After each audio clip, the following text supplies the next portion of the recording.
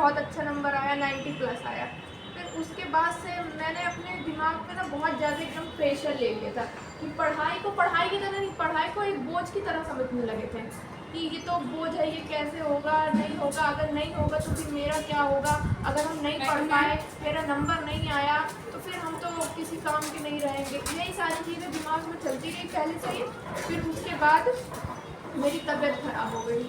तबीयत ख़राब होने की वजह से पूरा 6 महीने मेरी तबीयत ही ख़राब रही। मेरा 10th में 2 पेपर छूटा, SST का, हिंदी का। क्यों? क्योंकि हम हॉस्पिटल में थे। और हॉस्पिटल में क्यों थी? सोचने की वजह से। हॉस्पिटल में इसीलिए थे, सोचने की वजह से। और क्या सोचने की वजह से? कि मेरा नंबर नहीं आएगा, अच्छा नंबर नहीं आएगा तो हम जीवन में कुछ कर नहीं पाएंगे। यही मेरे दिमाग में चलता था। ये सारी चीज़ें हुई। फिर उसके बाद 60% आ गया 10th में, तो भी हमको लगा चलो ठीक है, अब 11th से अच्छे से पढ़ाई करेंगे। 60% 10th में आया। फिर उसके बाद जब यहाँ पे आया 11th में, GTIC में एडमिशन लिए।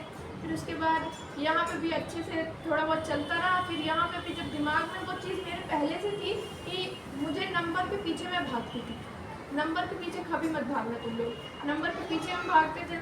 फिर उसके बाद 11th से भी मेरी तबीयत ख़राब होना शुरू हुई। पूरी 11th मेरी तबीयत ख़राब नहीं चल रही। और वो किस वजह से? सोच की वजह से। सोचते थे कि नहीं कर पाएंगे, नहीं कर पाएंगे, और अगर नंबर नहीं आया तो जीवन में कभी कुछ नहीं बन पाएंगे। 12th आया, 12th में भी सेम यही। 12th में भी 2 बार यहाँ स्कूल में भी बेहोश हो गए थे। वो किस वजह से? सोचने की वजह से। सोच बहुत ज़्यादा रहती कि नंबर नहीं आएगा तो फिर क्या होगा, हमको तो कुछ आता ही नहीं है। मेरे दिमाग में सबसे पहले तो ये था, भले ही हमको कुछ आता था, मेरे दिमाग में ये था कि हमको तो कुछ आता ही नहीं है। ठीक है, तो तुम लोग कभी अपने आप को, मतलब दुनिया तो तुम लोग को बोलेगी कि इस लड़की को ये नहीं आता, वो नहीं आता, लेकिन कभी अपनी नज़र में तुम लोग को झुकना नहीं है कि मुझे कुछ नहीं आता। दुनिया जो कहे कहने दो, बस तुम लोग अपना क्लियर रखो कि मुझे सब आता है, और अपना विज़न क्लियर करो कि क्या करना है। ठीक है। फिर उसके बाद 12th में मेरी तबीयत ख़राब रही। लास्ट में ठीक हो गई, मतलब एग्ज़ाम के टाइम में थोड़ा बहुत पढ़े। फिर उसके बाद 73% आया। अब अगर ये बताओ, मुझे कोई जानता नहीं है, ठीक है, कोई अगर आएगा, मुझे मेरा इंटरव्यू अगर ले, तो अगर वो मुझसे पूछेगा 10th में तुम्हारे कितने नंबर थे, तो मैं क्या बोलूँगी? 60। 12th में 73। तो वो इंसान कहीं ना कहीं ये सोचेगा कि इसके तो 60% थे, इसके 73% थे, तो ये क्या कर रही होगी, इसके तो नॉलेज ही नहीं होगी। क्योंकि जो हमारा समाज है वो क्या करता है, वो सोचता है कि जो 90% वाला बच्चा है वही तेज है। लेकिन आज हम 12th वालों को बायोलॉजी पढ़ाते हैं, और पहले हम ये नहीं सोचे थे, हमें तो लगता था कि कुछ हमें आता ही नहीं है ना। कैसे पता चला तुम्हें आता है? अब वो आता है इसलिए 12th में यहाँ पे मेरा प्रैक्टिकल हुआ एक बार, ठीक है, और 12th में एक प्रैक्टिकल्स होते हैं, मैम आई, प्रैक्टिकल ली। फिर उसके बाद वहाँ पे उन्होंने क्वेश्चन पूछे, क्वेश्चन का बहुत अच्छे से जवाब दिए, तब जाके मुझे समझ में आया कि हाँ मुझे आता है। ठीक है। फिर उसके बाद पढ़ाने का तो बहुत शौक था बचपन से, तो फिर उसके बाद अब टीचिंग भी स्टार्ट कर दी है, 12th वाले बच्चों को पढ़ाते हैं। अब मेरा कॉन्फिडेंस और बिल्डअप होता है कि हाँ हम कुछ कर सकते हैं, और नंबर तो मैटर ही नहीं करता। बस तुम लोग ये सीखो कि चीज़ों को समझो। Physics, chemistry, bio, Hindi, English, number के पीछे मत भागो, बस चीज़ों को समझो कि ये क्या है, ये चीज़ कैसे हो रही है।